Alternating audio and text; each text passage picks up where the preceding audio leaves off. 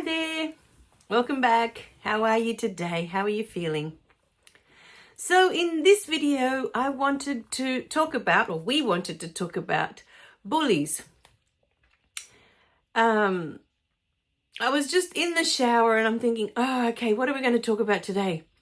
And for some reason, we were going through the videos from my previous YouTube channel, and I was thinking as I'm in the shower, in the previous YouTube channel, I was still very caught up in my ego, in my separate I. So those videos are really, really different to these videos. When I was creating the videos for Easy Mind, Easy Life, that's the name of the other YouTube channel that I have, I hadn't created that one yet. I know I definitely hadn't created When Love Leaves. I wasn't at that stage yet. I hadn't started doing Reiki. Maybe towards the end, the last few videos that were sprinkled in there might have been around those days, but they're mostly about my first chapter, in this human experience. And the beauty of it is, I was reading one of Victor's comments today, and I found that so beautiful, what he shared in that comment about perhaps it's the mistakes and the failures that make us more qualified, as teachers or as whatever it is that we are doing in this life. So I wanted to go back and address the beautiful topic of bullies. For those of you out there that were bullied, because it wasn't until I was in South America last year that I thought, oh, now I understand why I wasn't bullied at school, because I was already living with a big bully at home. But some of my cousins, even though their mum was exactly the same as mine in their behavior and how they were being brought up, they were also bullied at school. So in this beautiful video, I wanted to bring an awareness around what's going on with that. So now that we're in this chapter of our lives, of becoming spiritually aware, of becoming more evolved and elevated in our consciousness, so much more was coming to light as I was thinking of this topic today. Now, what I shared originally in my previous YouTube channel is that when I was at school, okay, I'm going to paint a picture here. When I was at school, by the age of 10, I was already wearing glasses, these thick, goggly glasses, right? In those days, wearing glasses was not cool. It wasn't a cool thing. And to be honest, I think I was pretty much the only one. I don't remember other people wearing glasses at the time. But I did so much reading that I put it down to that, that it was just because I always had my nose stuck in a book, that I'd worn out my eyes and I needed glasses. By that stage, heading towards the end of primary school, here in Australia, that's year 6. I'm not sure how it works overseas, but here we have kindergarten, then we have year 1, 2, 3, 4, 5, and 6, and that's called primary school. And that's it. That's the first stage of school for us here in Australia. And then the second half is years 7 to 12. 7, 8, 9, 10, 11, and 12 is what we call high school here. So I'm talking about the first 7 years of school. When I was heading towards years 5 and 6, by this stage, I already had glasses. My teeth were super crooked, like they were all overlapped. I didn't have enough room in my mouth for all these teeth that were coming in. And to top it off, so I'm just painting a picture of what I looked like going through primary school. To top that all off, I have really thick hair. And so when I was younger, my mum would tie up my hair so tight when it got longer that I would come home with a headache from this being all pulled back so much to keep it in place throughout the day. So towards years 5 and 6, she was cutting my hair really short, like boy short, so that we didn't have to tie it up and I didn't have to come home with these headaches. To be honest, I didn't care how my hair looked. I just didn't want to come home with the headaches. And all through primary school, I wasn't bothered about how I looked or didn't look. That wasn't my primary focus. And this is something I share in my previous channel. My primary focus, which I've shared many times in both channels, is learning, reading. I was constantly reading books or looking at teachers to teach me new things that I didn't know about this world. I was fascinated with this world and how everything works here. So I was always reading. And that was my focus. I would wake up in the morning thinking, what can I learn today? What can I learn today? But from the mental picture that I've painted, I was wearing glasses, I had boy short hair, and my teeth were super crooked. It wasn't until I was 13 that I got braces, but by that stage I was in year 8. I was in high school. And that's for another day. Anyway, so again, the boy short hair was not a thing in those days. Girls all had long hair, and most of them were blonde. So that was the other thing. I had dark hair, dark eyes. Towards the summer, I was always in the sun, so I had dark skin. Very different to all these Aussie kids that were all blonde and fair-skinned and blue-eyed, most of them. So I didn't look anything like the people around me, for the most part. You know, later on, there were more immigrants coming through. And as I was leaving school, there were more children that looked more like me. Dark hair, dark skin, dark eyes. So I didn't stand out that much by the time I had left school. But my question was in the previous channel, from the way I looked, I should have been picked on. Even just the short hair and the glasses. I should have been picked on. I should have been bullied, because most people seem to think that they're bullied for how they look. There's something about the way they look that they get picked on. And for me, the awareness I was trying to bring through in the previous channel is that we get picked on because we're focusing on something within us. That somehow we don't measure up, somehow we're not as good as the other kids. And these other kids pick up on that energy. Now this is something, this word, I didn't use this word in the previous videos. I wasn't aware that we were energy back then. I was speaking from my beautiful human experience. And in that experience, when I look back, I should have been bullied. I should have been picked on at school for being so different to all the other kids. And yet I wasn't. Meanwhile, my cousins that were living in different suburbs, going to different schools, were being picked on, were being bullied.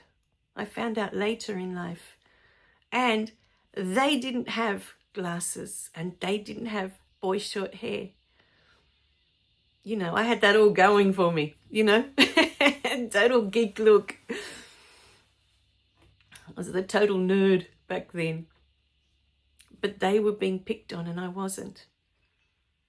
So what I was trying to bring to everyone's awareness in those videos is that we get bullied, we get picked on because of what we are focusing on.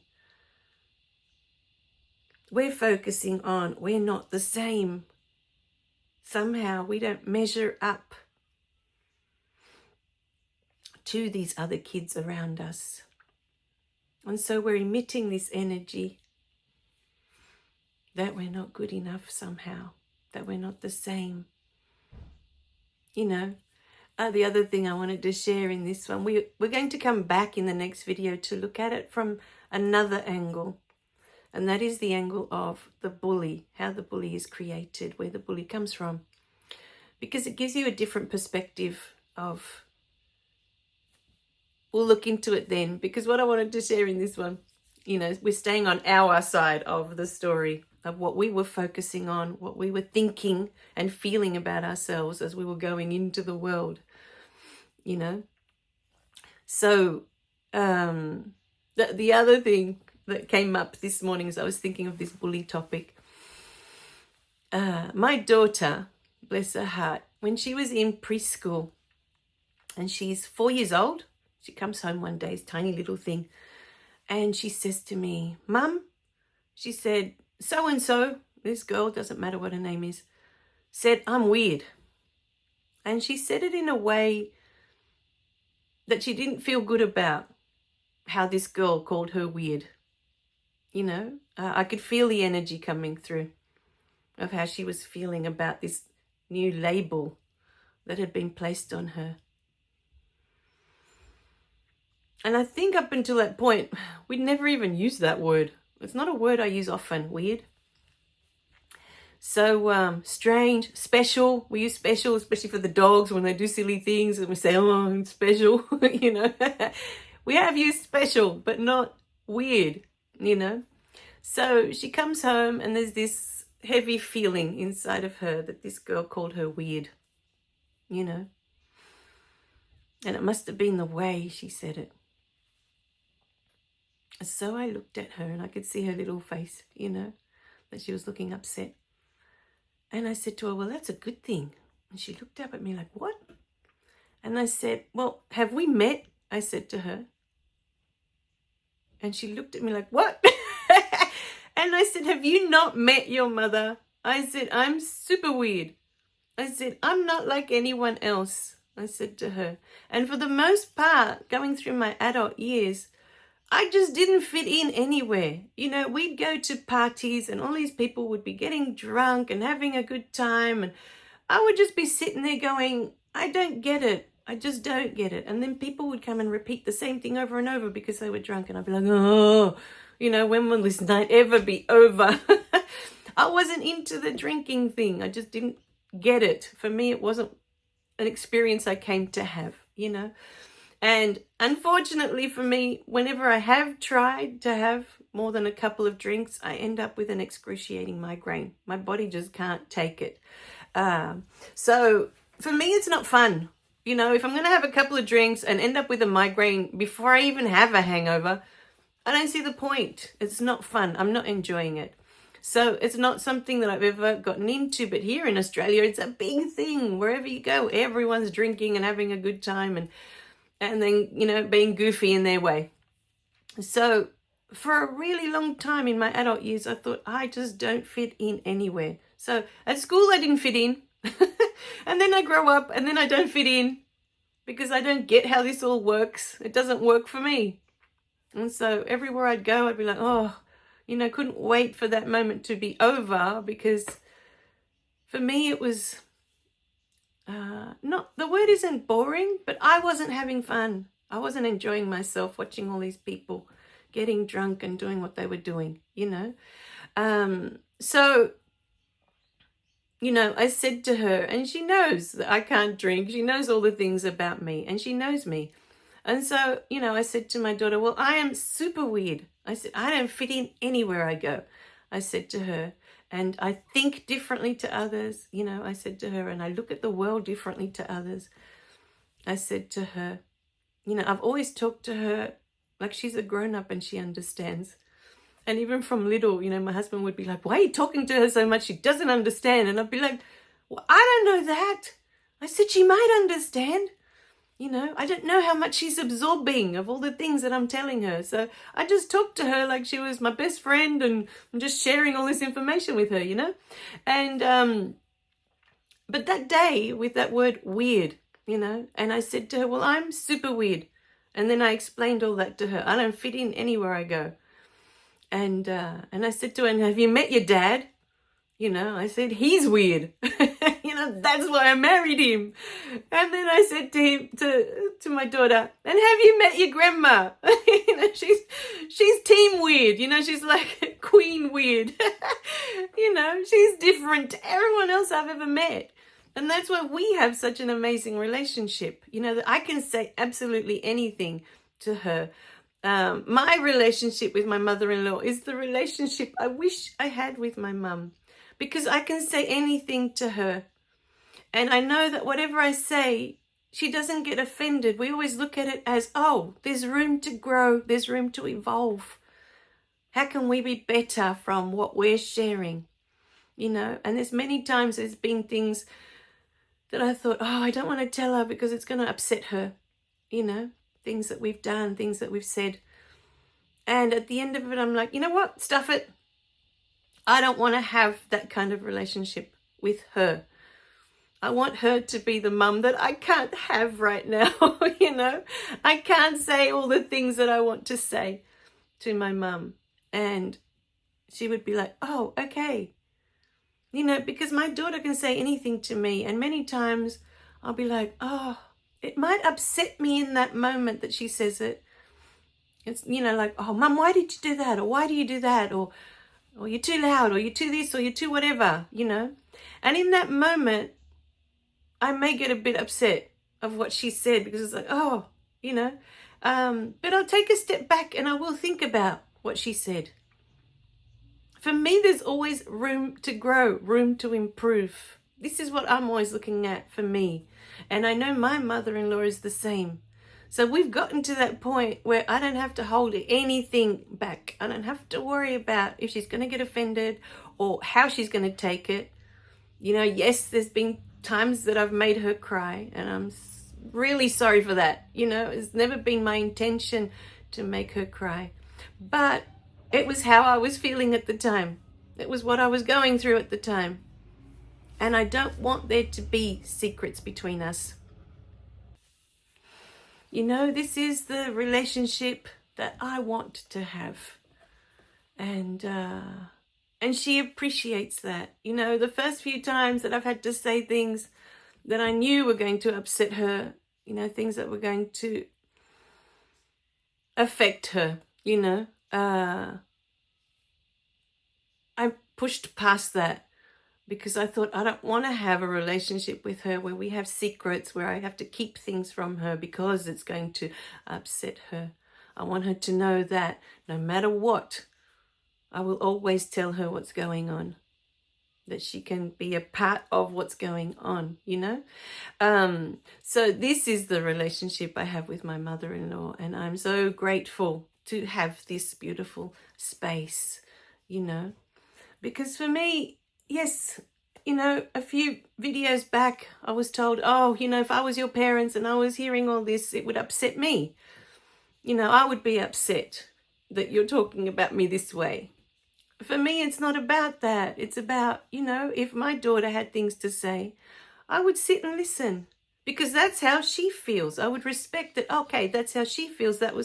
That's her experience, and she has a right to feel that way. She has a right to feel those things. You know, if that's how she interpreted the things I've said and the things I've done, and that's how it made her feel, this is her human experience. She has a right to feel those things. If I take it personally, then I have to look at, okay, well, why am I upset? Why am I upset?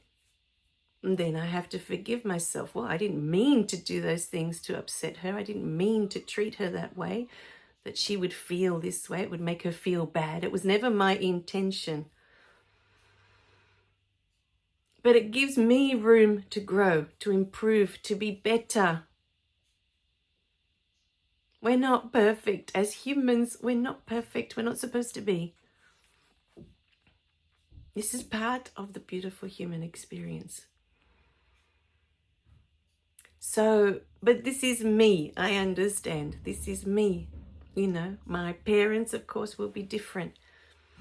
But getting back to the weird, by the end of that conversation with my daughter, when I told her that's great, because I'm weird, and your dad's weird, and your grandma's super weird, like she's the weirdest of them all, I said to her. I said, so you fit right in, darling. There's nothing for you to feel bad about. I said, we are meant to be weird. Don't worry about it if other people don't understand. We didn't come here to be the same. I said to her, we didn't come here to fit in. We came here to be who we are. So be who you are. Be full weird. Embrace that you are weird. I said, I don't want you to be the same as the others. I didn't bring you into the world to be the same as anyone else. I want you to be you. However that looks, I said to her, I don't care. We love you, no matter how that looks. So today is a good day for you to look at if you were bullied at school, if you were bullied by others around you, start to look at what were your primary thoughts. What were you thinking about most of the time? What were you thinking about? Were you not good enough in some way? Were you weird in not a good way in your mind? Did someone say something and you took that on like, oh yes, that's me? You accepted that. You started to believe that about yourself. So these are the things we need to start looking at ourselves. This is where it all starts. Because the outside world is an expression of what's going on inside, always. And in the next video, we're going to talk more about this topic. We want to expand, always expand more. Grow, evolve, be better versions of ourselves. How can we do this if we're not willing to look at ourselves? That's what we're here for. That's what awakening is all about. Looking at ourselves, understanding ourselves. All right, my beautiful beings. I love you guys. Remember to click like and subscribe so you don't miss any of the videos, any of the messages, and share the beautiful messages. And I'll see you in the next video. We're going to expand on this beautiful topic of bullies. We're going to look at all the different sides of it. And we're going to circle back to you and see how you feel after you watch all these beautiful videos. All right, my beings. Bye for now.